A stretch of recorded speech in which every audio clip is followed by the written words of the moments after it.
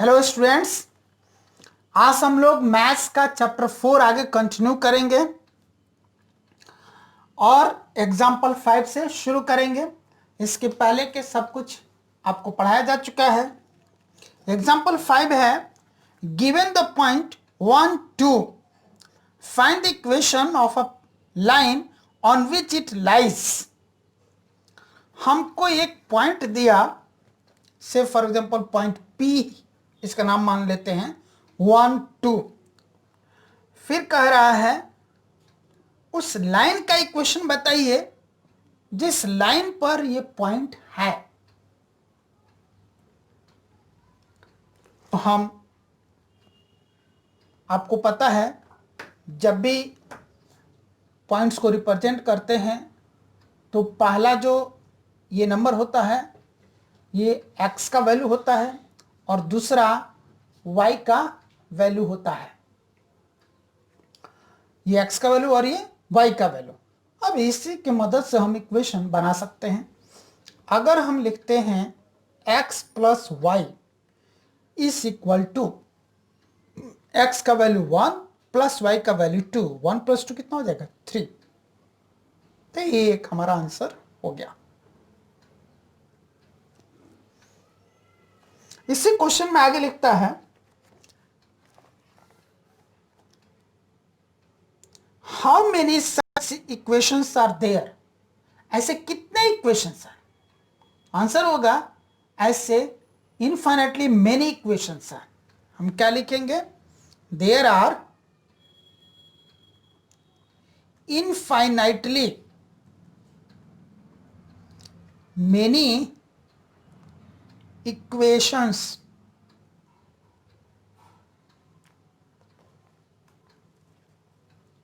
हो गया। अब आपके दिमाग में बात आ रही होगी इनफाइनाइटली मेनी कैसे हो गया। तो ऐसे एग्जांपल आप समझे, जिस तरह से यहां पर हमने अगर लिखा है x प्लस वाई यानी कि 1 प्लस 2 3, एक इक्वेशन लिखा। अगर मैं इसको लिखता x माइनस वाई तब 1 माइनस 2 कितना हो जाता -1, एक इक्वेशन ये भी हो जाता ना। अगर हम इसको लिखते हैं 2x प्लस वाई तो क्या हो जाता है 2x यानी कि 2 इंटू 1 2 और प्लस 2 इज इक्वल टू 4, ये भी एक इक्वेशन हो जाता। अगर हम इसको लिखते 2x प्लस 2y, 2x यानी कि 2 1 जा 2 और 2y 2 2 जा 4, 2 प्लस 4 6, यह भी एक इक्वेशन हो जाता। अगर हम इसको लेते 3x माइनस वाई, 3x यानी 3 into 1 3 minus Y minus 2 3 minus 2 1, ये भी एक इक्वेशन हो जाता। तो ऐसे हम जितने बनाते चले जाएंगे उतने इक्वेशंस बनते चले जाएंगे ना, यानी कि इनफाइनाइटली मेनी इक्वेशंस बनेंगे। क्लियर है? अब इसके आगे हम लोग देखते हैं example 6। Draw the graph of x plus Y is equal to 7। Example 6, draw the graph of x plus Y is equal to 7। इसके लिए हमको ग्राफ बनाना है। अब हम क्या करेंगे? ग्राफ पे इसकी इक्वेशन के लिए तो लाइन आएगी, और कहीं भी लाइन अगर खींचनी हो, है ना, तो कम से कम 2 पॉइंट हो, तभी तो दोनों को मिलाने से एक लाइन हम खींचे।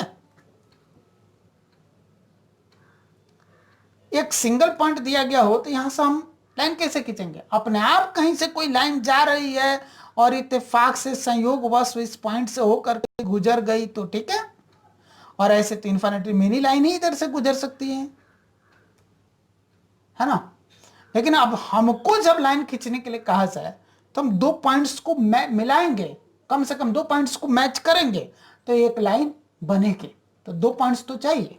तो इस इक्वेशन की मदद से हम कम से कम 2 पॉइंट निकालें। अधिक से अधिक हम जितना भी निकाल सकते हैं, पर कम से कम 2 निकालने हैं। हम क्या करेंगे पॉइंट्स निकालने के लिए कि 2 वेरिएबल हैं यहाँ पर, एक x है और एक y है। दोनों में से किसी भी एक वेरिएबल को इज इक्वल टू के लेफ्ट में छोड़ेंगे और बाकी हर चीज को इज इक्वल टू के राइट में भगा देंगे। तो हम मान लेते हैं कि y को हम छोड़ दे रहे हैं इधर। This implies that y is equal to के राइट में 7 पहले से ही है, x के साथ यहाँ पर कोई साइन नहीं तो प्लस है, ये राइट हैंड आकर के क्या हो जाएगा, माइनस हो जाएगा, 7 माइनस एक्स। अब हम क्या करेंगे कि राइट हैंड में जो वेरिएबल आया है उसके लिए हम अपनी मर्जी से अपने इच्छा अनुसार कोई भी न्यूमेरिकल वैल्यू ले लेंगे और फिर इसके साथ कैलकुलेट करेंगे तो लेफ्ट हैंड में जो वेरिएबल है उसका वैल्यू अपने आप निकल करके आएगा। तो हमने ले लिया for x is equal to 0, y क्या हो जाएगा, 7 माइनस एक्स की जगह 0, 7 माइनस 0 7, एक पॉइंट निकल गया। इसी तरह दूसरा निकालते हैं, for x is equal to 2 ले लिया, 1 ले सकते थे, 3 ले सकते हैं, 4 ले सकते हैं, अपनी मर्जी से कुछ भी ले सकते हैं, 7 ले सकते हैं, आइए 7 ही ले लेते हैं। For x is equal to 7, y is equal to 7 minus इस x की जगह 7, 7 माइनस 7 क्या हो गया, 0 हो गए। 2 पॉइंट्स, कम से कम 2 पर ही हम रुकते हैं, यहां पर डब्बा बनाते हैं, x y। जब हमने x का वैल्यू 0 लिया तो y का वैल्यू कितना निकल करके आया, 7, और फिर जब हमने x का वैल्यू 7 लिया तो y का वैल्यू निकल कर कितना आया, 0। ये 2 पॉइंट्स हो गए, 0 7 और 7 0। इसी को हम लोग ग्राफ पर प्लॉट करेंगे। तो आते हैं हम ग्राफ पेपर पर, पॉइंट्स बैठाइए दिमाग में कि 0 7 और 7 0 हमको प्लॉट करना है। ये रहा हमारा ग्राफ पेपर, और इस ग्राफ पेपर पर हम लोग स्केल ले लेंगे, पेंसिल ले लेंगे। फिलहाल मैं पेंसिल ने पेन लिया हूं ताकि क्लियरली विजिबल हो आपको इस टीचिंग वीडियो में, इसलिए पेंसिल नहीं लेकर के मैं पेन लिया हूं। बट आप जब प्रैक्टिस करेंगे अपने घर पर तो पेंसिल से ही करेंगे, क्योंकि एग्जाम में आपको पेंसिल से ही बनाना है। तो हम यहां एक वर्टिकल लाइन ले लेते हैं, हमने ले लिया यहां एक वर्टिकल लाइन, नीचे भी एरो मार्क, ऊपर भी एरो मार्क। फिर एक यहां हॉरिजॉन्टल लाइन ले लेते हैं हम,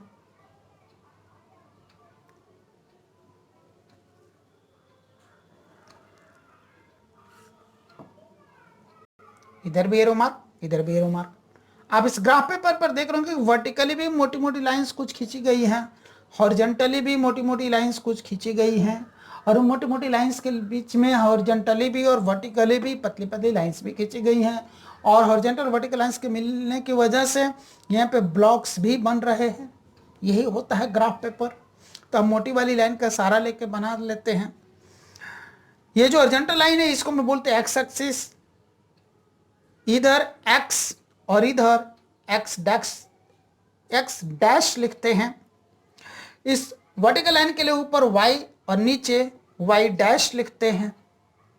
ये हो गया x एक्सिस, ये हो गया y एक्सिस। ये दोनों जिस पॉइंट पर इंटरसेक्ट करते एक दूसरे को काटते हैं उस पॉइंट को हम बोलते हैं ओरिजिन। ओरिजिन को हम लोग कैपिटल लेटर O से रिप्रेजेंट करते हैं, ओरिजिन लिखते हैं ना, ORIGIN, पहला लेटर क्या है O, उसी को सिंबल बना लिया, कैपिटल लेटर O से प्रेजेंट कर दिया। न्यूमेरिकल वैल्यू इसके लिए 0 होता है। इस ओरिजिन के राइट में जो भी वैल्यूज होते हैं वो सब प्लस में होते हैं, 1 2 3 4 5 6 7 8 9 10 एंड सो ऑन। वही जो मोटी मोटी लाइंस जहां पर क्रॉस कर रही हैं वहीं पर ही पॉइंट्स हम लोग डालते हैं। इन दोनों के बीच में 10 लाइंस रहती है, 10 ये ब्लॉक्स बनते हैं छोटे वाले। ओरिजिन के लेफ्ट में सब कुछ माइनस में होता है, तो -1 -2 -3। फिर ओरिजिन के ऊपर y एक्सिस पर हम लोग नंबर्स को प्लस में लेते हैं, 1 2 3 4 5 6 7 8 9 10 एंड सो ऑन। ओरिजिन से नीचे y एक्सिस पर हम लोग माइनस में लेते हैं, 1 -1 और -2। एक्स एक्सिस के नीचे हम नंबर्स रिप्रेजेंट करते हैं और y एक्सिस के लेफ्ट साइड हम लोग नंबर्स को रिप्रेजेंट करते हैं। ये जो एक्सिस हमने बनाई है उन पे एरो मार्क डालना बहुत ज़रूरी है, या फिर कोई जो हम लाइन ड्रॉ करने वाले हैं अभी ग्राफ में उनमें भी दोनों तरफ एरो मार्क लगाना जरूरी है। क्यों जरूरी है? क्योंकि लाइन का रिप्रेजेंटेशन ही ऐसा होता है। आपको याद दिला दूं, जब भी हम लोग ऐसे बनाते हैं एक चीज जिसमें दोनों तरफ एरो है, एरो मार्क है, उसी को तो हम लोग लाइन कहते हैं ना। अगर इसमें एक तरफ एरो मार्क है, इधर एरो मार्क है, या फिर कह ले कि इधर एरो मार्क है, तो इसको लाइन नहीं, इसको रे कहते हैं। और अगर सिंपली ऐसे खींच दिया दोनों तरफ में कहीं भी एरो मार्क नहीं है, तो इसको कहते हैं लाइन सेगमेंट।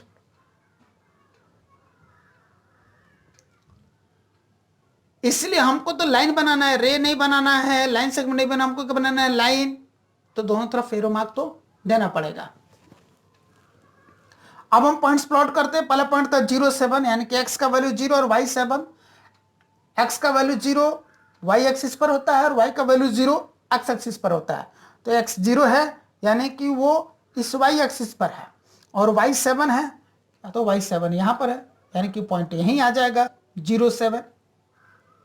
दूसरा जो पॉइंट है 7 0, यानी कि x 7 है वो ये रहा, और y 0 है, तो x एक्सिस पर y 0 होता है, यानी कि वो पॉइंट यहीं रह गया 7 0। और इन दोनों पॉइंट्स को हम लोग स्केल रख करके मिला देंगे।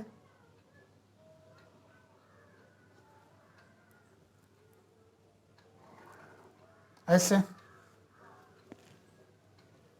दोनों तरफ एरो मार्क। यही हमारा ग्राफ पर रिप्रेजेंट हो गया क्वेश्चन। अब इस लाइन के किनारे हम लोग इक्वेशन लिख देंगे। गिवन इक्वेशन जो भी था x plus Y is equal to 7, यानी कि इससे पता चले कि इस इक्वेशन के लिए ये लाइन है। अब हम लोग नेक्स्ट देखते हैं एग्जाम्पल 7।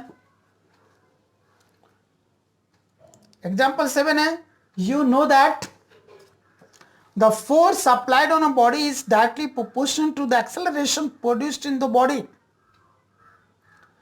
आप जानते हैं, क्या जानते हैं? यू नो दैट, आप जानते हैं, क्या जानते हैं? The force applied on a body, एक बॉडी पर जो फोर्स अप्लाई किया जाता है वो फोर्स इज होता है directly proportional to the acceleration produce in the body.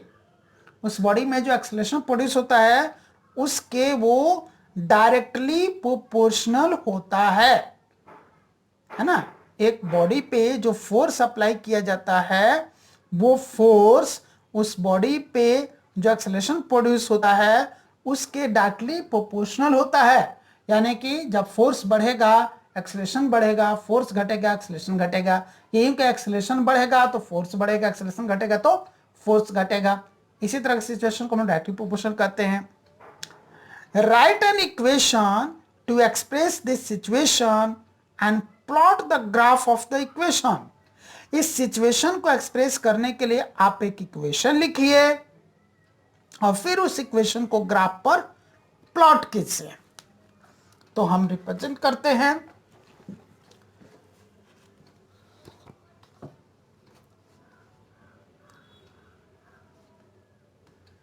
Example 7। क्या कहा था? एक ऑब्जेक्ट पे जो फोर्स अप्लाई होता है, एक ऑब्जेक्ट पे जो फोर्स अप्लाई होता है वो उस ऑब्जेक्ट में जो एक्सेलरेशन प्रोड्यूस होता है उसके डायरेक्टली प्रोपोर्शनल होता है। ये साइन डायरेक्टली प्रोपोर्शनल का, इनका force is directly proportional to acceleration. Let force is equal to x and acceleration is equal to y। हमने फोर्स को x और एक्सेलरेशन को y मान लिया। Therefore ये क्या हो गया? x is directly proportional to y हो गया। This implies that x is equal to, इसको जब हम लोग इक्वेशन में बदलेंगे तो यहां पर एक प्रोपोर्शनैलिटी कांस्टेंट आता है। जब भी हम एक प्रोपोर्शनल को इक्वेशन में बदलते हैं तब यहां पर एक प्रोपोर्शनैलिटी कांस्टेंट आता है। तो प्रोपोर्शनैलिटी कांस्टेंट हमने ले लिया k, तो बन गया ky। यहां लिखेंगे कि k क्या है, where k is the proportionality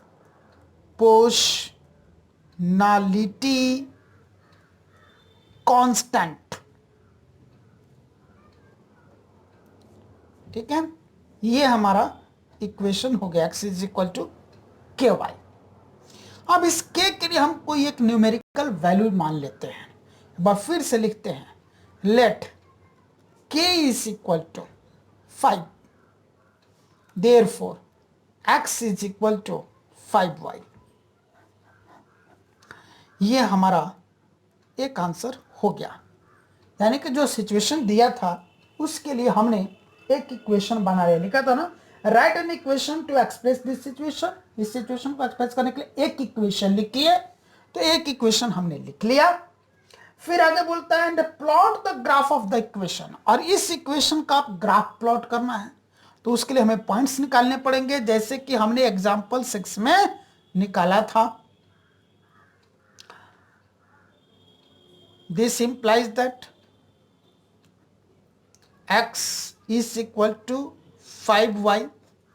बस इसको यहां पर मैंने कैरी करने के लिए दिस इंप्लाइज दैट का साइन डाला है, अदरवाइज नहीं भी डालते, डायरेक्ट हम यहां पर लेट स्टेटमेंट दे सकते थे, है ना।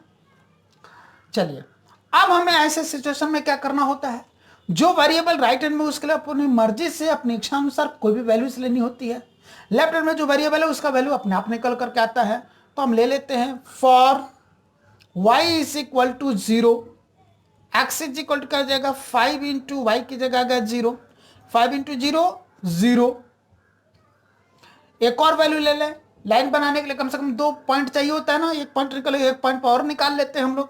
तो for y is equal to, इस बार हम ले लेते हैं क्या 1, x इज इक्वल टू क्या हो जाएगा 5 इंटू 1, 5 1 जा 5, 2 पॉइंट्स निकल गए हमारे। डब्बा बनाइए और उसमें रिप्रेजेंट कीजिए x और y। जब हमने y 0 लिया था तो x कितना निकला 0, और जब हमने y 1 लिया था तो x कितना निकला 5। यही 2 पॉइंट्स हो गए 0 0 और 5 1। इसी को हमें ग्राफ में प्लॉट कर देना है, और फिर जो 2 पॉइंट्स आएंगे उनको मिला देना है। आइए बनाते हम लोग ग्राफ पर। ये रहा हमारा ग्राफ पेपर, और स्केल हम लेंगे। स्केल की मदद से हम लोग फिर से एक वर्टिकल लाइन यहां पर ले लेंगे। वर्टिकल लाइन हमने ले लिया, और एक हॉरिजॉन्टल लाइन ले लेंगे।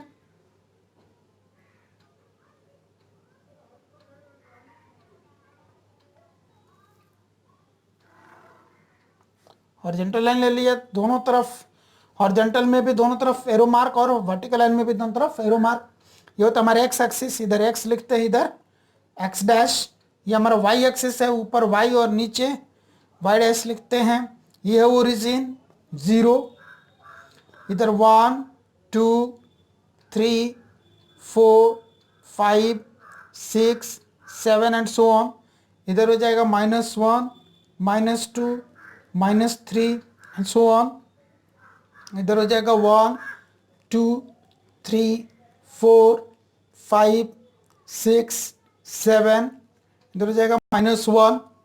एक्स एक्सिस के नीचे नंबर्स को लिखने हैं और वाई एक्सिस के लेफ्ट में लिखने हैं। अब हम अपना पॉइंट्स ले हैं यहाँ पर। पहला पॉइंट हमारा आया था 0 0, वो तो ओरिजिन हो गया 0 0, ओरिजिन पर ही होता है। एक्स का भी वैल्यू 0 और वाई का भी वैल्यू 0, तो ये ओरिजिन हो गया 0 0। फिर दूसरा पॉइंट था 5 1, एक्स का 5 और वाई का 1, ये रहा 5, ये जा रहा 1 इधर आ रही है, दोनों पॉइंट्स यहाँ पर मिल रहे हैं। यही होगा हमारा 5 1, और स्केल रख करके इसको हमें मिला देना है।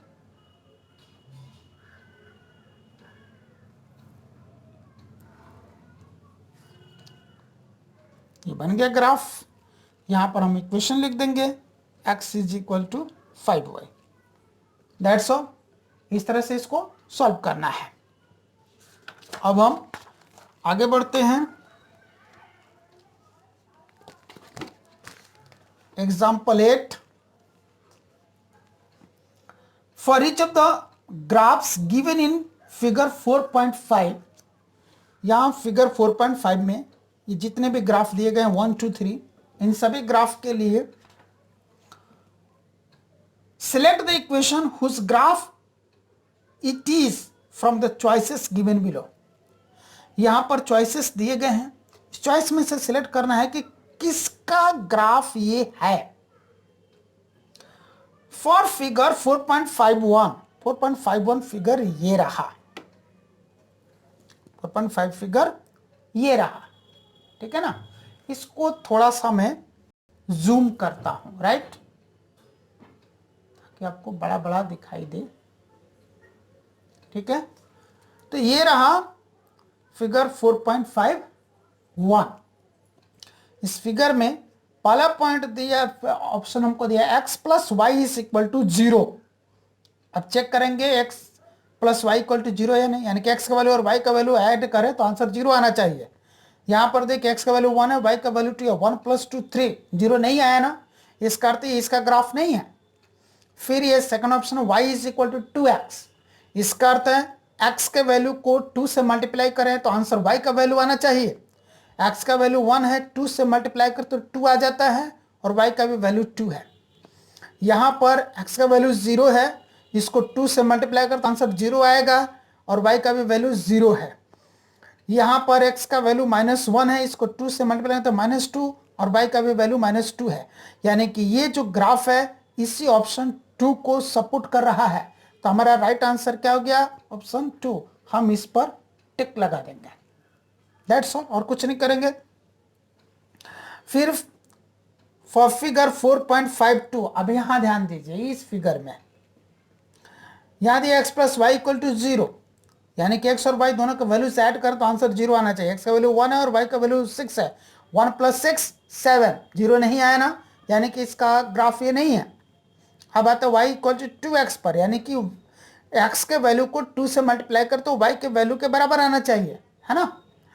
तो x का वैल्यू 1 है, 2 से मल्टीप्लाई कर तो 2 आएगा, जो कि y की वैल्यू के बराबर नहीं है, क्योंकि y का वैल्यू यहाँ पर क्या है जी, 6 है।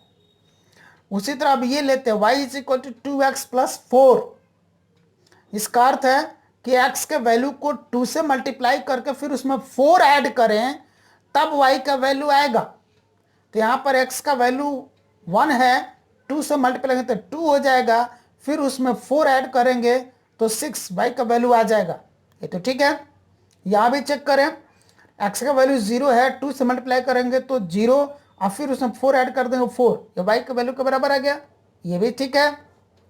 अब इस पॉइंट पर चेक करें, x का वैल्यू -2 है, उसको 2 से मल्टीप्लाई करते -4, और -4 में फिर 4 ऐड करेंगे तो 0, और यहाँ y का वैल्यू 0 है, यानी कि ये भी सेटिस्फाई हो रहा है। यानी कि ये जो ग्राफ है वो इस ऑप्शन के लिए, ऑप्शन 3 पे हम टिक करेंगे।